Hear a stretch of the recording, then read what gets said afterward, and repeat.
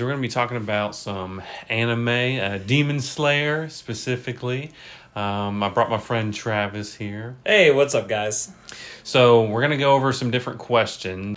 So let's go ahead and start with question number one. Who is your favorite character in Demon Slayer? Yeah, I might be called basic for this, but it's definitely Tanjiro. It's for all the reasons you probably expect. Dude has gone through a lot.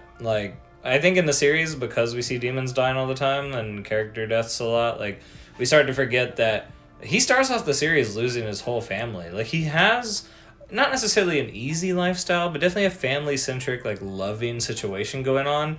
And one day it's just all pulled away from him. And his biggest motivation is, let me save my sister. Is there a chance that things can get better for her? I will go to the ends of the earth to do that. Which just shows how compassionate he is and how much he cares. And I think we see that in literally every season. There are countless examples of how he just so selflessly tries to encourage others and make a positive impact on them for no other reason than just because that's who he is. And I just love that in a character. I think it's really, part of that is I would like to be as as good and selfless as he is and show up for my friends and them show up for me in that same way. And yeah, for that, I think he's just my favorite character, hands down. And he gets really strong over time, and who doesn't want to get stronger over time? Yeah. No, I think that all of those things are great. Because especially when you were saying that, I was thinking, it's the people that he talks to, he encourages and he's good with them and knows about their strengths and their weaknesses. I was like, that's literally you, bro. Hey, I appreciate that. I think about he was as far as the most recent season, wasn't it the water Hashira who's super depressive all the time, right? Is that the mist one? Or no, you're talking about Gyu. Yeah, the water one. Yeah, and homie just wants to be depressed and sit in his little castle thing and do nothing and contribute nothing, and Tanjiro's like, hey bro, here's food. And just waits for an unnecessarily long amount of time to just have a conversation with them and make a personal impact. And we see the impact that has in the recent season. And just I think we think about in our own lives how much of an impact a true friend makes in our lives. And I think not only do we want that, but I think it's easy to get behind a character who lives that out. Yeah. Yeah, and I think that Tanjiro's a pretty, likable guy. I don't think that there's really anyone in the series that has a justifiable reason to dislike him. There are a lot of people that do, dislike him just off the bat because of his connection with a demon who is his sister. But I think that when we're considering this character as far as who is your favorite, it's really just up to interpretation, who you relate to. So I think that, with you being kind of the extrovert you are, I feel that's such a great, way to sort of see the character, because for Tanjiro, I see him more as just kind of, how should I say, anyone can kind of jump into that kind of character as far as personality wise. You want to be strong, like you're saying, and you also want to be friendly with people, helpful, sacrificial, and then also have all these good qualities. So I don't think that it's a bad character to choose, because I think we were talking about this beforehand. He doesn't really have any bad qualities. Yeah. Name a Tanjiro flaw, right? Yeah. So I totally get why you chose him as your favorite. I will say for me, it's a little bit difficult. And yeah, I think that my favorite character specifically would either be Tengen Uzui, the Sound Hashira, Rengoku, the Flame Hashira, or, I really do like Shinobu Kocho. I just wish that she would have more background and interaction, because I think that she's a very fascinating character. And we'll get into that a little bit more later on. So I think if I was just going to go off of, the top of my head, I'd probably side with Rengoku being my favorite character. Yeah. Just because he's so powerful and strong when you first see him, and he's really kind of the person that I want to be, being able to be, strong, confident, and being able to push through anything, and just not having that will that kind of crumbles. He always stayed true to himself all the way to the very end. So I really did like him and his arc. I thought Uzui was really relatable since, he had all of these, specific qualities that I, was trying to implement. He's strong in the, physical sense, and then, like, he's got big muscles. And then, he's kind of got that flair that I wish I, would have in kind of life. So he's a very stylish dude too.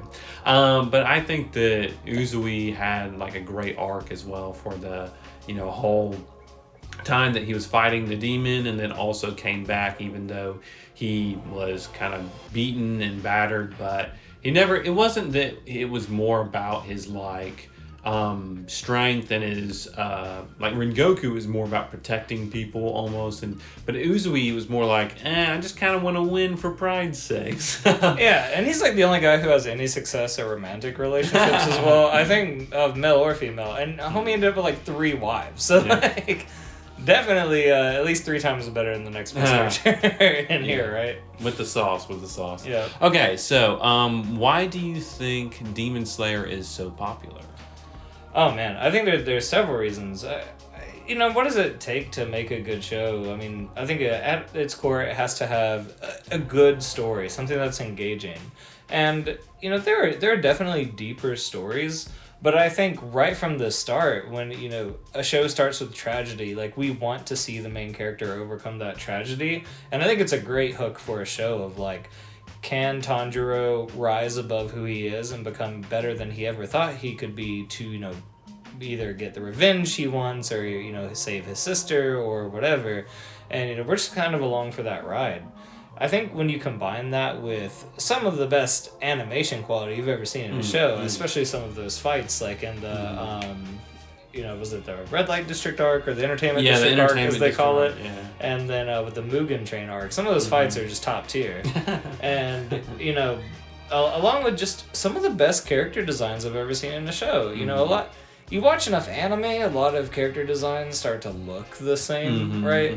But I feel like every character in the show just has such a unique design for the most part. Yeah. Right? Like, you go from Rengoku's design or, maybe Shinobu's design, which Shinobu's whole thing is just like looking cool and mysterious, and that really works for her. Like, and then with even the main cast, it's like really the only characters who like have the most simple design that doesn't really matter is like from that, how do you say the Ubuyashiki? Yeah, from that family, like all the kids look the same. You could just copy and paste them. I'd have no idea who you're talking about at all.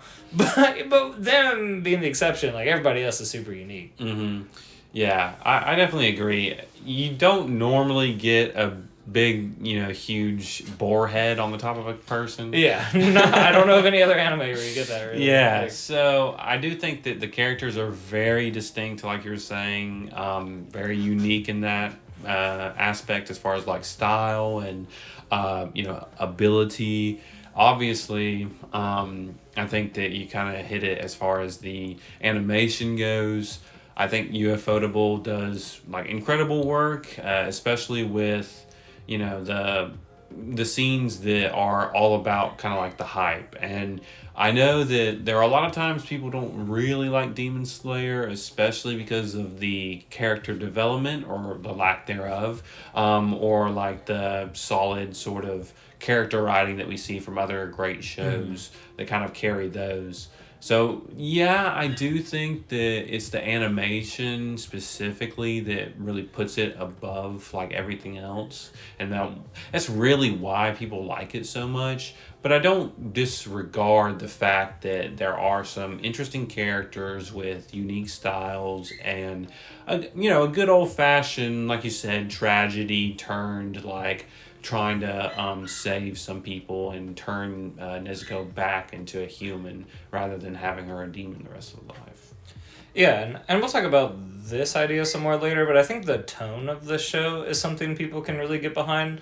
I think what held a lot of the genre of anime back for a long time is shows that just like you would feel embarrassed talking about if you liked, right? And Demon Slayer is not really one of those shows. Like, it's got mainstream appeal, and I think that that enables it to go to a larger audience. It's not like some of the more, cringe aspects of romance anime just, like, prevent them from being something that will ever be widely shared. Mm-hmm. But, like, Demon Slayer, your average, like, stereotypical jock type guy would be totally comfortable saying he likes that now. Mm-hmm. Whereas, like, would he really say, like, oh, I love Bunny Girl Senpai? Like, probably not. Great show, but, that might hurt his reputation. But, like, this isn't a show that's, going to reflect badly on you for liking it either. Yeah, I think that's true. I mean, we might touch on this later, but really it's, I think, the, widespreadness of, like, accessibility for Demon Slayer specifically. Like, you're talking about Netflix picking it up as season 1. Like, as it's premiering, pretty much, not making shows, like, readily available every week, like Crunchyroll does, but Netflix getting it, like, boom, right after season 1 hits. I think that's pretty big, and they kept up pretty well as far as, like, season 2, season 3, and dropping those. So I think that having a wide user base, streaming platform, rather than just Crunchyroll, making it way more accessible to all kinds of people that wouldn't normally even watch it. Because, like, you are not watching Crunchyroll if you don't already watch anime.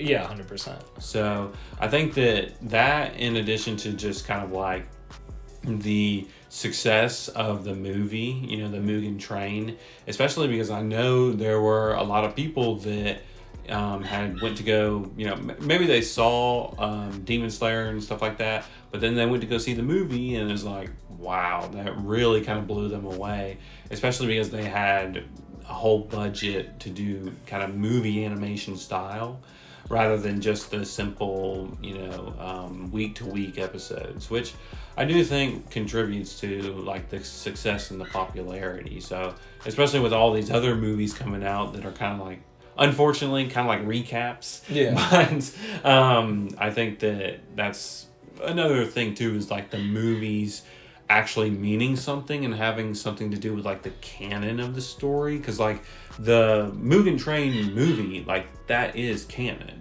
They just reanimated for season 2 of, like, the first half. So I think that's what really kind of, like, does the series justice, is kind of picking it up and making it, like, actual canon for movies that we normally don't ever add to the actual series, Yeah. Oh, okay. So, yeah, let's go on to the third one. So, why do you think the best... who do you think? Yeah. Who do you think gets the best character development out of any of the Demon Slayer characters? Yeah. So, I think that this one, for me, it surprises me that, in my opinion, it's not a main character. It's actually one of the Hashira, Muichiro. Mm-hmm. The sound Hashira? Right? The Mist Hashira, yes. So, he's an interesting character that, when you first meet him, he's solidly one of the most unlikable guys possible. Like, he's extremely rude to everyone around him, has no sense of empathy, and you eventually learn, like, oh, there's probably some tie-in to his past, like, that's made him the way he is, and, like, most every character in this universe has gone through some sort of tragedy, and that's, like, part of their motivation, right? But eventually, throughout the course of really just a season, maybe a season and a half, he learns that, like, tone and delivery matter, right? You can't just be blunt all the time. Like, especially in the most recent arc, I think learning how to, teach was huge for him. After already having so much development, like, in the season that really featured him more, it was learning, like, empathy is important. Connection is important. Like, what is it that really motivates Tanjiro? It's like a big question for him. He really doesn't understand, like, that type of personality and that type of lifestyle. Like, it's so counter from who he is when you first encounter him. And he sort of finds a reason to live through all that. Like, really, his memories come back and he kind of overcomes, the tragedy that befell, those he cared about and his family. And he's inspired by Tanjiro to just essentially be a better person going forward and really fight for something more than just himself and, vengeance. And I think that's really huge. Like, I don't know if we really see another character go through that type of emotional character development, right? Or development of personality. Like, who would you say? Yeah, I think that's a pretty good summation of the problem in Demon Slayer is like, who gets character development? It's like, well, maybe this guy. No, I think you're right about, Tokito. I think that when we're looking at, all of the different Hashira, right, we have people that are kind of just one-off, like one-trick ponies. They are like super duper mean. That's it. And then we have people that are super duper kind of like happy, and it's like, okay, that's it. So I think that having Tokito kind of learn, like you said, empathy, being able to kind of share and teach. It's a very difficult thing to completely understand something and then being able to like impart that to someone that has no like understanding at all. So someone who's so skilled at being a demon slayer, it's something that, he has to actually kind of think about before he, decides to say something. Like you said, even if he's blunt in that instance and tries to say, like, just do this thing, he has to learn how to actually interact with others. So I do think that, overall, like, if I had to pick, I would probably say Tanjiro has the most character development. So I'm thinking that, a guy who is kind of just happy-go-lucky, and there wasn't really much, terribleness going on in his life, and someone who is kind of just, a kid and very brash, and like he kind of argues with Gyu in the beginning, and obviously he influences him just enough to say, okay, well, maybe I won't kill Nezuko right now, but like you have to do these things, like you have to become a demon slayer in order to save her. And he's like, okay, I can do that.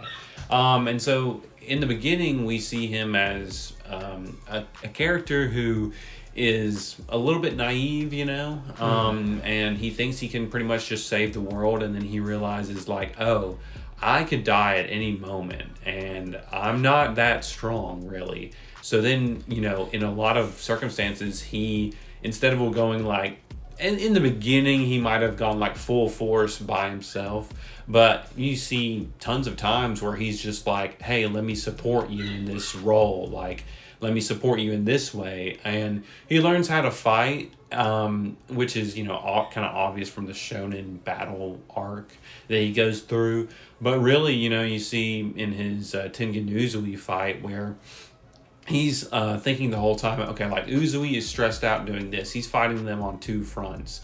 And I need to be able to at least block the incoming attacks from his back. So like you can see him support in that instance. And I really do appreciate the little kind of details that he puts throughout like each of the fights and how he kind of like learns to do certain things, and then he takes those things from the past and then he builds upon them, like we saw in season 3 where he was able to learn like thunder breathing through Zenitsu just kind of telling him some things, but him also kind of like taking from different elements, elemental breathing, and then making that kind of his like own kind of thunder breathing. So I think that when we're talking about just in general, I think Tanjiro has like the most, and that's probably a good thing since he's the main character. So but yeah, what did you think? I think that's a fair point. I think throughout the series, if anything, I've almost kind of forgotten that, because I think a lot of times when we think about character development, like we think about development of personality or development of emotion. Like a lot of characters in different anime will grow because they've gone from being kind of childlike or immature to gaining a better understanding or becoming stronger. But I think like Tanjiro had a lot of these like good core characteristics early on, so it's almost easy to downplay his development. And we were kind of talking about that before we started recording, that to me I was like, well, did Tanjiro really grow at all? But then it's like, well, yeah, he definitely did. He went from he acknowledged his weaknesses from the get-go and has worked constantly to become someone who can actually stand up and can be a formidable Hashira level threat to the demons. And I think that's been really cool to see. And how when I think about some of his friends, it's like Zenitsu, right? He's still a loser. I'm not trying to be mean, but he's he shows up when it counts. Or Inosuke is just crazy. Also shows up when it counts, but like you don't really see the same level of development in those two that you would really expect from a main character. And like with Nezuko, I really thought she had a ton of potential, but I was worried she was just going to be this like static, like kind of doll-like character the whole time who doesn't really talk.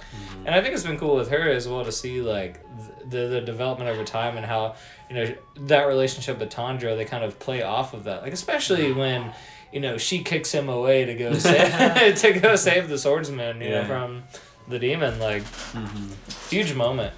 Yeah, no, I definitely agree with that too. I think that there are little character moments that we have for each of the main cast that, like you said, most of the time they just kind of show up when they need to. But I do think, like you're saying, that Nezuko instance, like she had to kind of sacrifice herself, and that kind of harkens back to when Tanjiro had to do that in the very first episode. Like he basically just put himself in front of her when Gyu was going to like cut her head off. So, okay, number 4. If you had a breathing technique, what basic like element, animal would it be? Yeah. So there are a lot of good options here, but one thing people will learn about me over time is that I've always been a huge fan of wolves. Like wolves are just such a cool animal to me, and I think there's a couple of reasons. One, they're basically cooler, stronger dogs, right? They or at least big dogs, right? Yeah. They're not cooler, smaller chihuahuas. Chihuahuas aren't cool in the first place, right?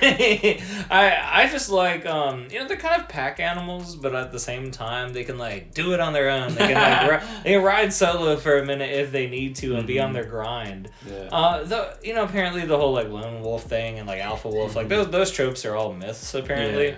Yeah. But I think there's appeal to that creature to me. Like I liked it not only the aesthetic but just the strength to a wolf. Like wolves are not weak. Right? No, I think it's a common anime trope to kind of like beat up the wolf, or video game trope of like, oh my god, the wolves are trying to kill you. But no, I really just like wolves, and I shamelessly would be all about having a wolf style or wolf breathing technique. I mean, come on, I think you could take down the snake Hashira easily. Yeah. Come on. So I guess my thinking too is like, how do you think that would play as far as like the style itself, and like would it be just kind of like a tenacious like overwhelming sense of attacks, or what? Yeah, I think it's there would definitely be some like brute force to it. Like I think a lot about this is probably a fairly niche reference, but in the Wheel of Time series, there's a guy named Perrin Ibarra, and one of his like special abilities, for lack of better phrasing, is that he can communicate with wolves. He has some of the senses of wolves, so he can has better vision, especially at night, and can smell way better and use his sense of smell to kind of determine the emotions of the people he's interacting with. Like, oh, this smell indicates to me that this person is actually afraid, even if they're talking big, right?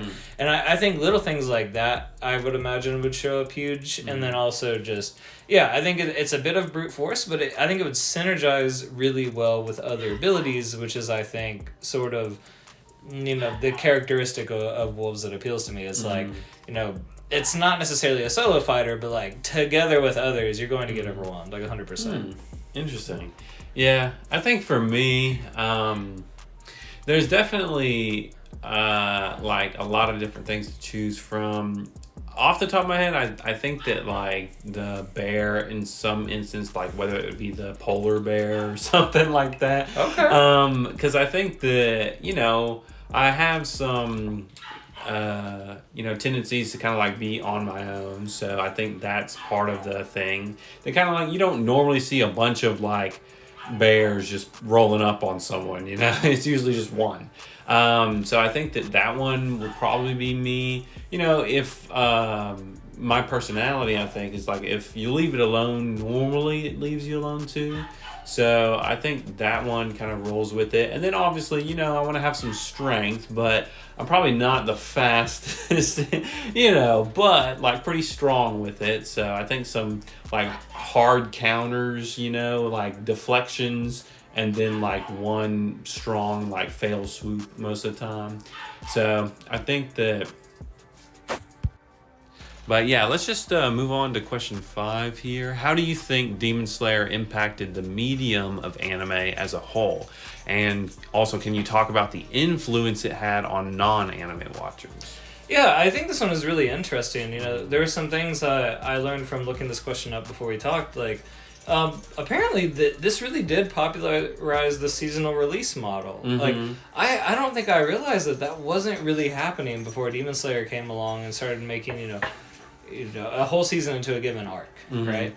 And I definitely like that. Like, it's nice to kind of have this, like, resolution in each series. Mm-hmm. I think a couple of other things that, to me, this continues a trend of, like, mainstream anime with darker themes. Mm-hmm. I think this really started with Attack on Titan. Mm-hmm. And then, we've talked about in popular culture how, at the same time, like, Game of Thrones was, like, super popular. Right. And so I think it enabled... producers to realize, like, oh, hey, like, people actually like darker shows, and, mm-hmm. Demon Slayer is just yet the next stage of, like, the next big thing, not really after Attack on Titan, because Attack on Titan wasn't done yet, but mm-hmm. it had been out for several years at the time mm-hmm. that this show came out. Yeah. I also think it's one of those shows that you see people rep a lot with merch. Mm-hmm. I want to say, this show came out, 2019, and, people were just starting to rep anime merch in the mainstream around mm-hmm. that time. You'd always had some anime merch, but it tended to be something that more stereotypically nerdy people wore, mm-hmm. and there's nothing wrong with that. Mm-hmm. But, now you have this, like, wholesale celebrity culture, like, embracing anime. mm-hmm. There's, like, high-end anime merch, which is crazy to me. And Demon Slayer, it's Demon Slayer, JJK, mm-hmm. these shows are, Attack on Titan, like, this is what people are repping. Mm-hmm. And it goes back to what we were talking about earlier, that, this is one of those shows that, like, the themes and the art style and what happens, like, for the most part, there's nothing really embarrassing in it. Yeah. Compared to, like, mainstream anime cringe. And so I think for American audiences and Western audiences especially, like, there's just a lot of, like, masculine appeal here. Yeah. No, I definitely agree with that. I mean, we even got the JJK Szechuan sauce now at McDonald's. Yeah. But yeah, I do think that this anime specifically has, like you were saying, kind of been a trailblazer in a lot of things. The seasonal arc, making it to where it's like, oh, hey, we're just going to drop one arc. And it's like, okay. And that kind of makes sense because, like you're saying, it gives you kind of that finality. It lets you kind of come to an end. It doesn't cut you off at like a cliffhanger. And then it kind of like sets up the next arc. So I do think that is, a good technique of getting people kind of like hyped about certain things. And then, you were right with the merch and like you're talking about of the popularity and kind of like mainstream culture, no longer just something that a specific type of people would watch. It's just one of those, like you said, both my brothers, they don't watch anime, but most of the time they'll watch like a good kind of just action-packed thing, right? And that's what this is. It's just a regular show about a guy just chopping the demons' heads off, Yep. So it's nothing really to say as far as like, oh, this is the most philosophical series I've ever seen. It's just like, hey, it's a, enjoyable action thriller type thing. So I do think that, and like you were saying before, of the whole like non-anime watchers, how they can kind of join in. I talked about like how it was available on Netflix, so I think that's part of the reason why it kind of blew up in that instance.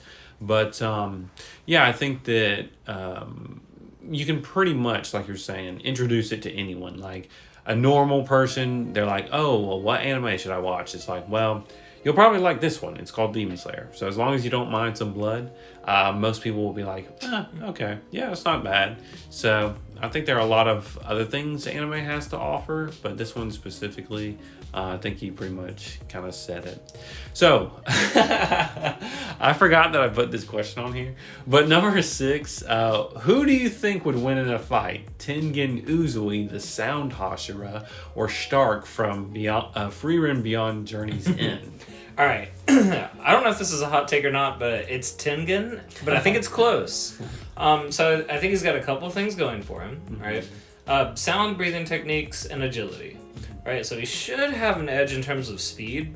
And we know that like Stark's strength, even though he can take down dragons, which I think is stronger than most of the demons in the show, probably.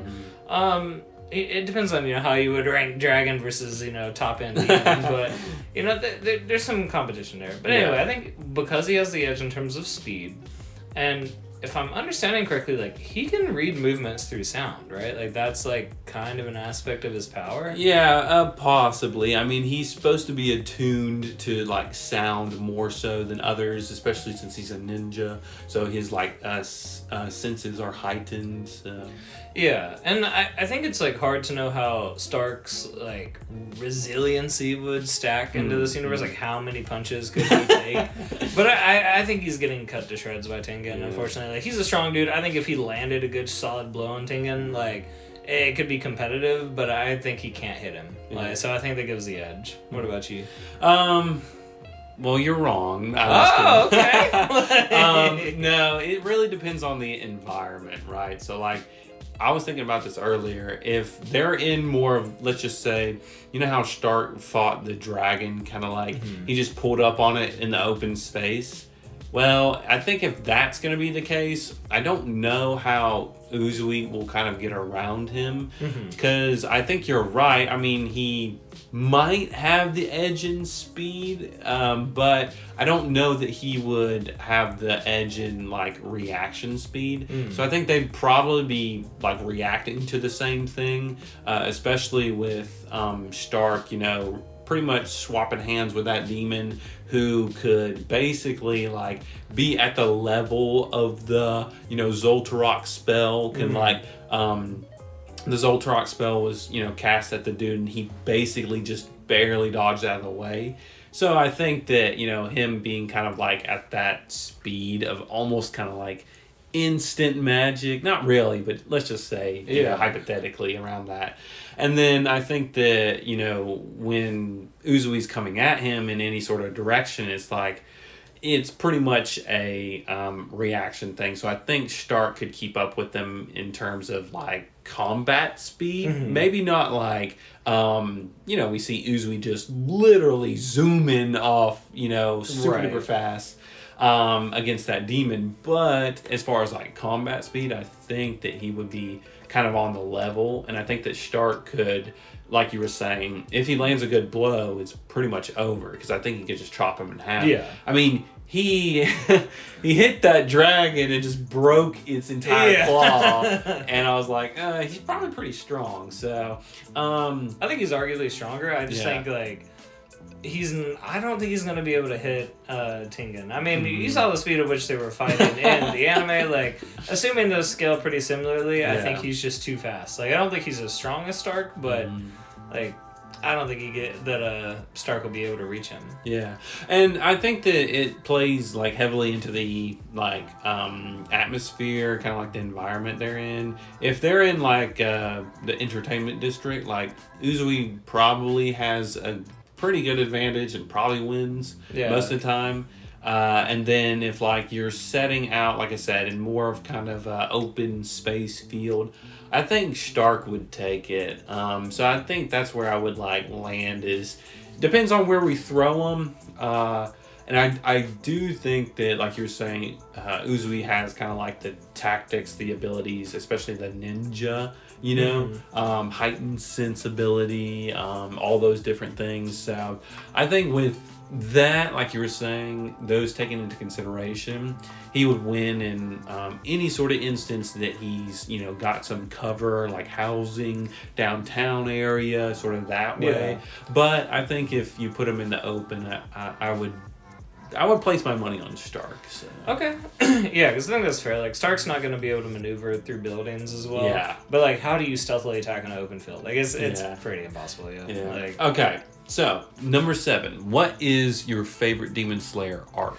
Well, it's funny you should mention that. It's definitely the Entertainment District arc. Yeah. I think the best animation quality in the whole series is the fight between Tengen and whichever demon that was. Yeah. Dude went off in an incredible way. And I just love like how they conveyed motion and speed and intensity through all of that. I think the whole like there was suspense throughout the whole season. You know, it's his wives are missing, I want to say, at the start, and so that's like the whole purpose is like, why are people going missing? Like, what's happening here? We need to investigate this. And things the whole time are not what they appear. Yeah. And it's one of those arcs, like you were talking earlier about how Tanjiro realized, like, oh, I'm not enough on my own right now to solo this demon. Like, I just need to contribute as much as possible so that the people who are strong enough can do the best possible job. Yeah. And then also just the development of Nezuko. Like, up to this point, we really haven't seen a lot of Nezuko doing things besides sitting in boxes and being carried around. And it was nice to see Nezuko transform and become a capable character. Like, that was really satisfying. Yeah, and I definitely, like, agree with those sentiments. So, and I would definitely say that's a great arc to choose.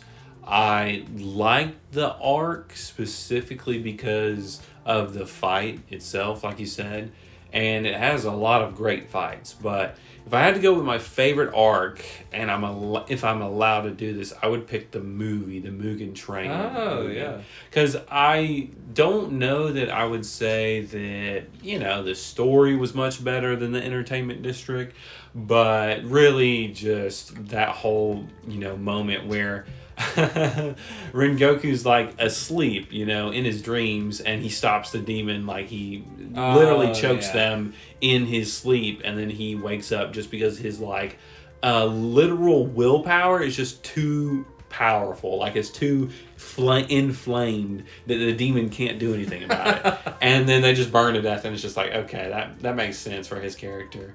And so I think that the whole kind of like, man, it's such a like great kind of sad, like bittersweet moment where he's just like fighting that demon, and that like something's not right. He's probably not going to be able to win.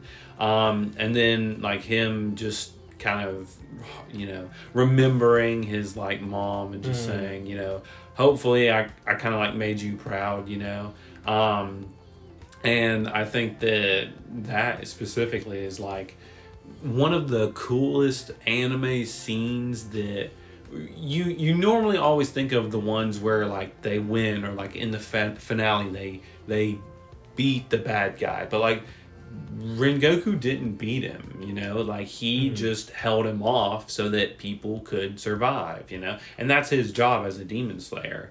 So I think that watching that with the fantastic like movie animation and kind of like that little art for him specifically really kind of resonated with me. So if I had to pick my favorite fight, I think that I would pick the Tengen Uzui one. But if I had to just go with like an arc by itself, I like the Mugen Train, I think.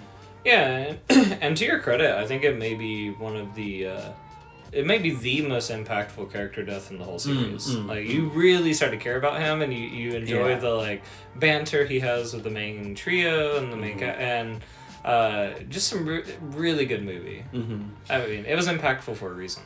Yeah, and definitely, like, he still thinks about Rengoku pretty much all the time. And even, like, within the last episode or two of the, this past season, like, at the very, very end, a voice calls out to them while they're doing their, like, fourth wall breaking thing. And they're like, oh, it's Rengoku. Right. And so I think that's a pretty, like you're saying, significant event in the timeline, because a lot of people keep thinking about him previously, and he obviously trained Mitsuri Kanroji, so that's definitely like a thing she has to carry along with her is kind of like the will of fire, some might say. But yeah. Okay, so question number 8 here. What is one thing that you wish you could change about Demon Slayer? Yeah, for me, I think it's got a lot of good things going for it, but I think the biggest shortcoming is just character development across the board, and I don't think I'm alone in this. I think Demon Slayer's main criticism is its character development. For me, it all starts with Nezuko. I think that very cool character design provides great motivation for Tanjiro, but for too long was just character in a box or cute character that Zenitsu really wants to be with, or just kind of plays a trope instead of like doing anything meaningful really until the Entertainment District arc. So moments like that where same with the Zenitsu and Inosuke, like very interesting characters. They definitely have backstories, but it's like the show doesn't really show us enough reasons to like empathize with them and see them grow in a way that we really connect with on a deeper emotional level, right? It's not that those little hints aren't there or that we're not told about it. We're just not shown enough over time to really really deeply resonate and connect with them, as well as a lot of other shows I think do. I think the best example of this is solidly the Hashira. Like, we think about Rengoku all the time. Rengoku's an incredible character. And that obviously impacted the main characters. But, who's the flower Hashira? Like, what do we even know about Shinobu, right? Like, why should we care about the stone Hashira? And, is the love Hashira just there so that characters can get mad when Tanjiro talks to her? It's nothing against them. I think it's like, did the author just decide, I'm not going to make a season or an arc per Hashira? Because I think when the show was, the first couple seasons, I was like, oh, okay, so we'll get like a season per Hashira, and we'll get to know them really well, and it'll conclude with a big epic battle. But really what happened is, we got development for a few of the Hashira, and now we're kind of headed towards the epic battle, which I don't hate, but it's like, okay, if half of the Hashira died right now, I don't care. Like, there's no emotional connection. It's like, I hope they go out in a cool way, but like... same with the main family, whose name I can never pronounce. Like, I don't care that Kaguya died at all. Like, there was no connection there. It's just like another tragic backstory in a sea of tragic backstories that like we get told in 1 or 2 episodes, and then boom, you don't, literally like that's it. So we'd love to see more, character development so that we could emotionally resonate, but. There's only so much time. I think it's like the trade-off is you extend the series way longer, or the author could have extended the manga way longer, and then it's like, well, you have pacing issues at that point. So I don't hate it per se, but I would have found the series more satisfying if there was better character development for sure. Same. One more note on that, like same critique of Tanjiro. It's like Tanjiro is so borderline like a Mary Sue, right? Like, he's just perfect at everything. Like, he's such a good person. Like, he does grow in a sense, but he's like a good person growing into a great person, right? Like, there's no like huge shortcoming or like big character flaw he has to overcome. It's like, oh, good dude who's kind of weak just like has to get stronger to like, okay, which is cool, but give me a little more than that to care about a character. No, you're right. We don't really care about the Hashira right now. No. Like, we don't. And that's okay. Like, I think that we get specifically, Rengoku, we get some time to spend with him, but even then, it's really just one movie, So that's great, and, a lot of people like Rengoku, but what else do we really know about him, It's all about these kind of, basically, like, how should I say? Like, bright, kind of showy ideals of a person, rather than their actual selves. So, like, these characters are just very superficial, which like the stone Hashira, he's strong, okay, the love Hashira, she's cute and a love interest for like one of the other Hashira, like the insect Hashira, it's like cool and mysterious and does things like, okay. Tell me more. Yeah, and that's sort of the problem, I think. I mean, specifically, I would say if I could change sort of like one thing, I would say that if we got more time to spend with Shinobu Kojo, I think. Specifically, I like the fact that her older sister, and we'll probably get into this in the movie, the Infinity Castle, but her sister was killed by a demon, and yet she's like trying to put on this brave face and go through all of these other like demons that she's talked to. Is like her sister's dream was that they could like befriend the demons, turn the demons into good people, and she tries to reconcile with that like throughout the entire series. But the one of my favorite non like fight scenes in the series is where Tanjiro just says, "Well, Shinobu, like you're saying all these like nice things, but like why are you so angry all the time?" Like I can literally smell the anger off of you. And then she's just like, "Well, I'm trying to kind of like live up to this ideal that my sister set out before me, but I just can't really seem to do that. So I'm doing my best." And I kind of, she grits her teeth when she has to, in this season, work with Lady Tamayo, the demon who's, trying to turn demons back into people. So I think that there are a lot of like themes and lots of different like avenues to kind of talk about as far as like philosophy and the way that she views kind of like the world, her worldview, and how that kind of resonates with what she's doing as a career, like fighting these demons. So I think that there are a lot of different avenues that they could have went down, but then they just didn't. And so unfortunately, unless we get like a whole movie dedicated to her and her kind of like journey, I think that it would be kind of a waste, for her. But I do really appreciate like her specifically because I like that her tone of voice and everything like that is just so angelic. You know? But then wait a minute, like this whole time she's like very, very angry, like inside. So I think that the way that she kind of like goes about life is very interesting. And then she's not your typical like female in that sense because she's actually like super competent in everything and like all of her pharmaceuticals and things like that, and making these scientific kind of discoveries and stuff like that. And I like that about her. I just wish that we had more time, to like see her past and things like that, But yeah, I think that would be the one specific thing I would change. So, okay, number 9 here. We've talked a little bit about this before, but what are your predictions for the Infinity Castle arc? Well, first of all, it's going to be awesome. I think everybody already knows that. That goes without saying. True.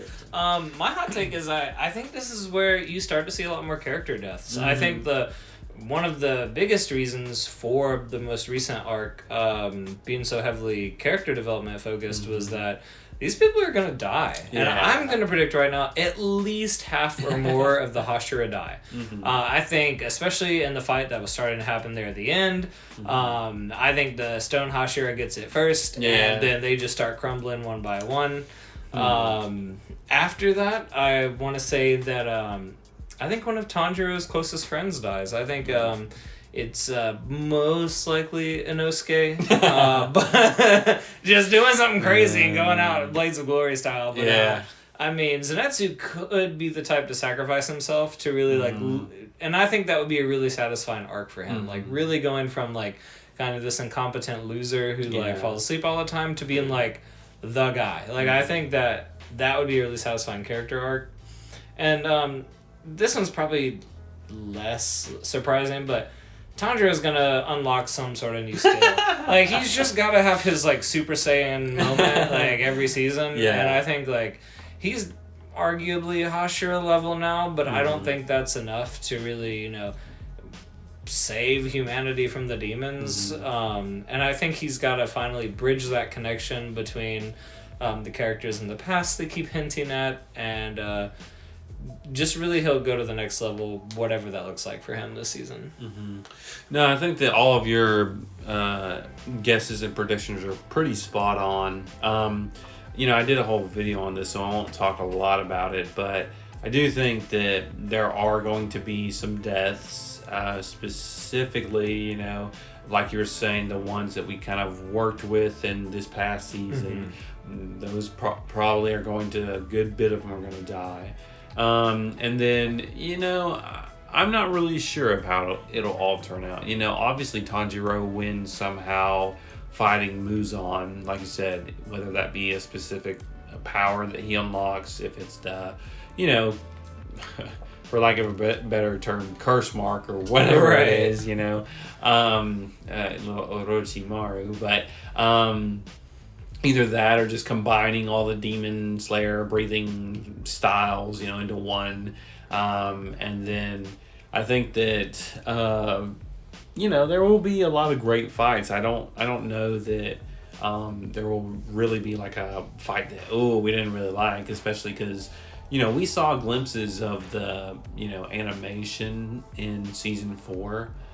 This past one of like the character development, like there was this one fight, like these two Hashira were training, that when Hashira, the Sanemi Shinazugawa, and then the I think it might have been Togito, or maybe it was the serpent guy, Obanai Iguru, but they fought, and I was just like, all right, we're gonna get a cool training, let's go. And then like, okay, we're done. I was like, no. So we have to wait for all the action. So I do think, it's gonna be very action packed. Okay, number 10. Where would you personally rank this anime on your all-time list? I think solidly top 20 easily. Mm-hmm. I think, for me, I'm not very objective necessarily when it comes to my top 20. It's like I just arbitrarily like this anime, therefore it's really high, right? I can recognize flaws. Like, I mean, it's clearly like there's some with Demon Slayer, like with character development. But I think in terms of my personal favorites, I think it's solidly top 10. Like I don't have a firm like it's definitely this order and it's gonna rank like here number 7 or so. But I think it's up there. Like I think Frieren is solidly number 1 for me. Like easily, that's one where I'm like, that's pretty solidly number 1. Yeah. Like Full Metal Alchemist Brotherhood. I think for me, like with that one, it's like, well, it was one of the first manga I read, and also there's nostalgia and a lot of reasons. I also like shows like Attack on Titan or Hell's Paradise or Spy Family, JJK. But then at some point it's like, well, can you really say that Demon Slayer is objectively worse than those? And I started thinking about it, it's like, well, definitely not for several of those. So it easily lands in the top 10. To be determined where its final position is. Yeah. I think that's fair.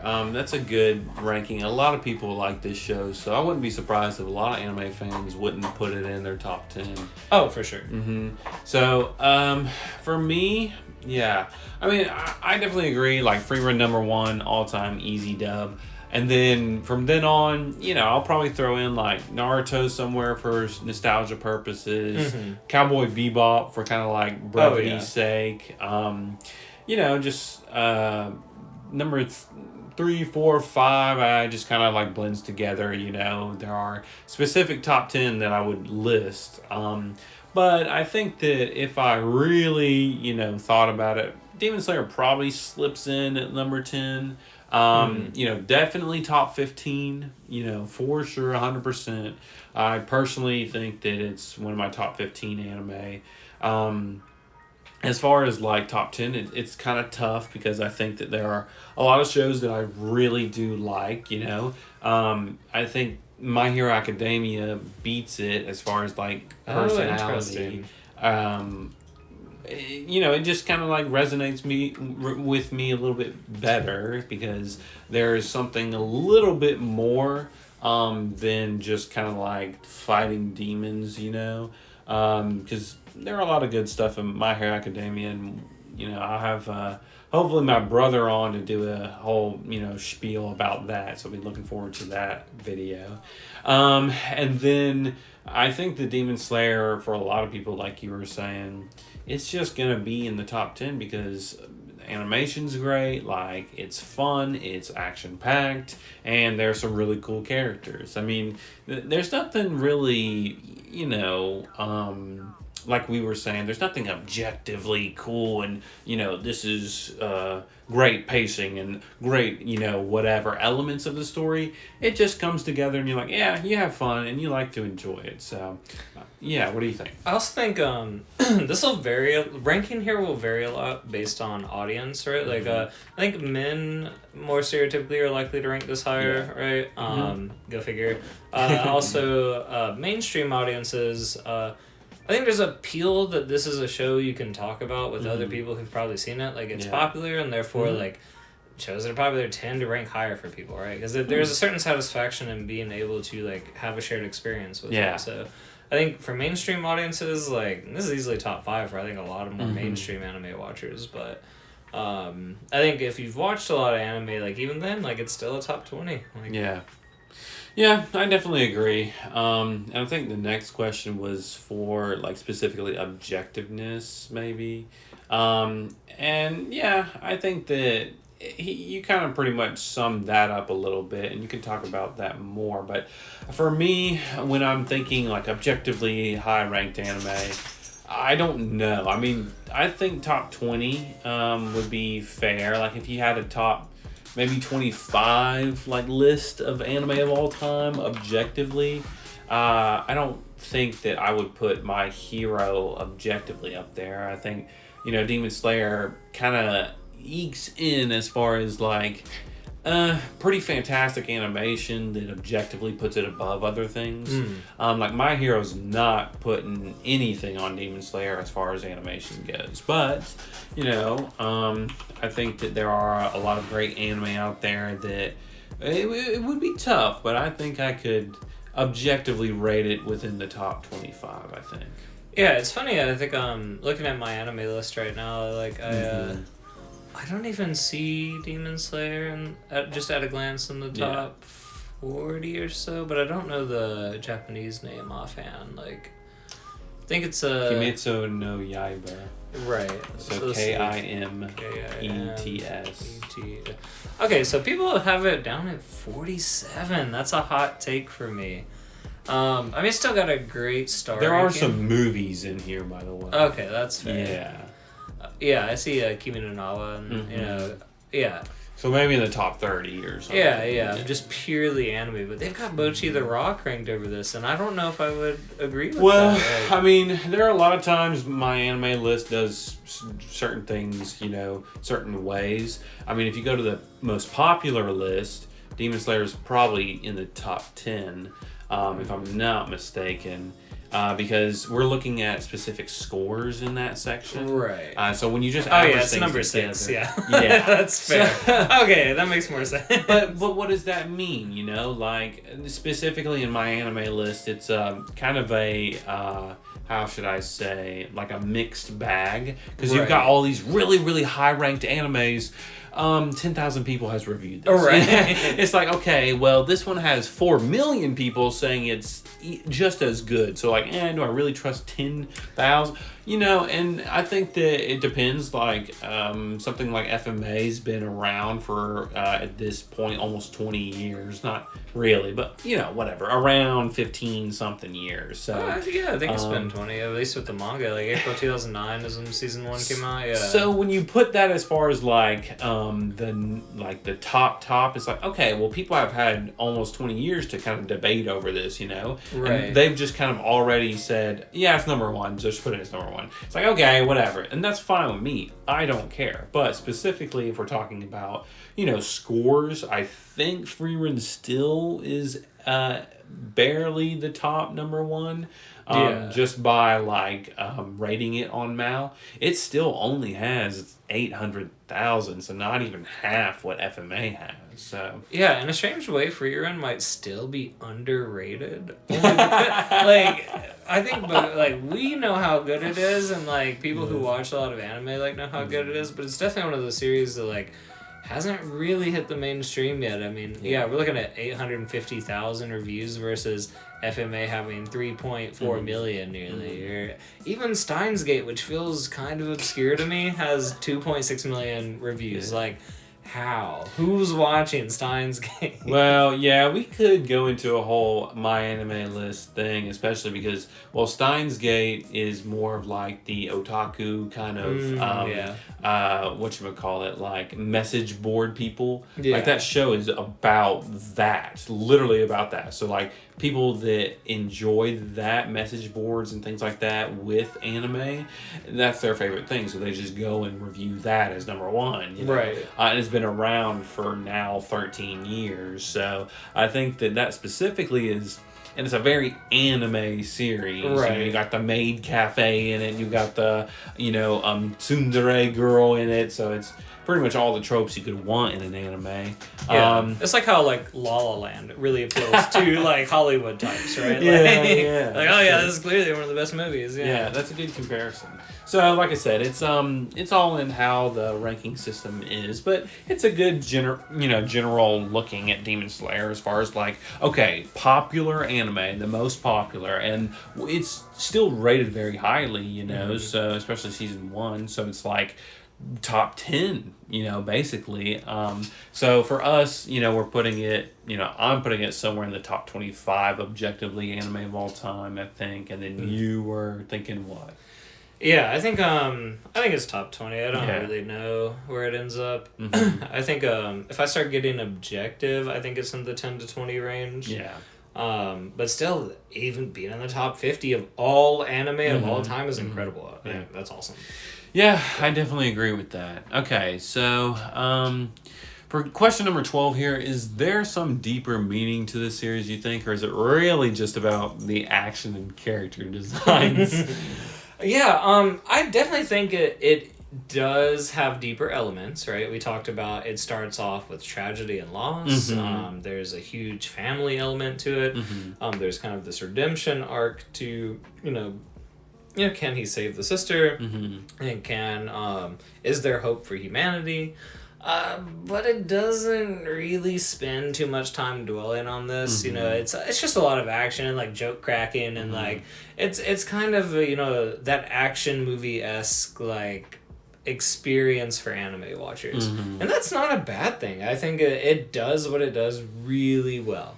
Mm-hmm. It sometimes doesn't show and instead tells us things which could just be time constraints of the anime creators versus the manga, but I definitely think that it leans a little more into the action and character designs, and it does them super well. It does them top tier, and that's honestly more satisfying to me when watching Demon Slayer than sweating over the deeper elements of the show. There are shows that I like that more that deeper aspect to, maybe a Code Geass or something, or trying to figure out the machinations of a Death Note and Light and all that. But in this show, I just really enjoy that crazy, fast-paced action and can Tanjiro get stronger? And now I'm amped up and I want to go work out and drink protein powder while watching the show.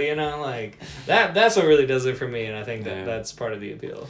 Yeah, I agree. There are some of those elements that you talked about, specifically for sacrifice. We've been, kind of harking on a lot. And then also, sort of a redemption story for, certain people. I think that there is a lot of or I should say there are a lot of the Hashira that come from a very tragic story. Most of the time it's something tragic, but for me it's just I don't know that really is fascinating or anything. It's just kind of a terrible backstory that most heroes, quote unquote, go through. So I don't know that there's anything special about this series as far as like deeper meaning, but I agree, it doesn't have to be. Not everything has to be certain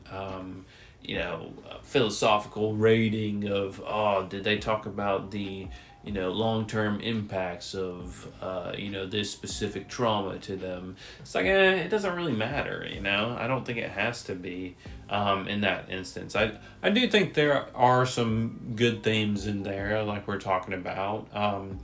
Perseverance, along with I guess we can say, when I'm thinking about Rengoku, just kind of like not losing like your own confidence in your own ability, and just trying to do your best, and like if you don't do it, it's okay. Like, you've done the best that you can do, and I think you can like take solace in the fact that you have like used up all of your ability to the best you can. And we're not perfect, like we can't do everything, so yeah. And another aspect I like is, and we mentioned this earlier, is just showing up for your friends. Like, I think that one of the more enjoyable aspects of this type of anime in general are those character interactions, and how they kind of band together to overcome the one bad, right? It's usually the many overcoming the one. It's not like, oh, bro dude, he's just perfect at everything and he just overcomes, and that's the show, right? Like, it's like, no, like all these like arguably weak individuals like come together, and together that's how they're able to overcome. And they really show up. Like, they might be a loser, or they might be weird, or they might be awkward, or whatever, but they show up when it counts, and they grow because of that, and I really appreciate that. Yeah, that's such a good point, because I think that when we're looking at these characters, they have their own unique abilities, like you were saying, that coincide with another, and specific people have, let's just say, in that Tengen Uzui fight, like supposedly, Inosuke was immune to poison. Who knew? Yeah. We just found that out the exact moment that he got poisoned, but that's, okay. But I do agree with that.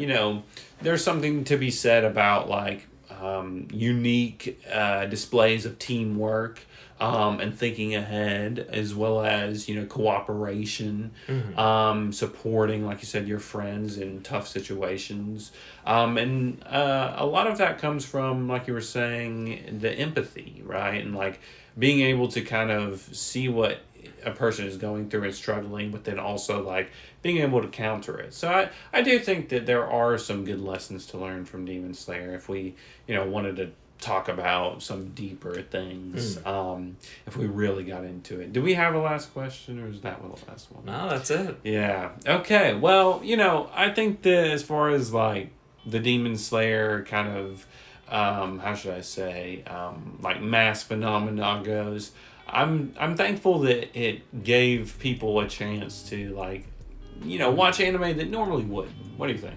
Yeah, I really appreciate that as well. It's been interesting as a millennial to see like anime go from being this thing that just like a few of us like nerdier types were into, and that maybe would be made fun of, to be having this mass appeal, and like that doesn't bother me. Like, I think if anything, I appreciate that like more people embrace the medium, and that we have all of these good shows, and where there are viewers, companies are going to invest in that. So I think it's like, because of shows like Demon Slayer gaining this mass appeal, we're going to get more investment into good shows in the future, and that's just a net win. Like, even if you're not a fan of Demon Slayer, like, this is just a win for everybody.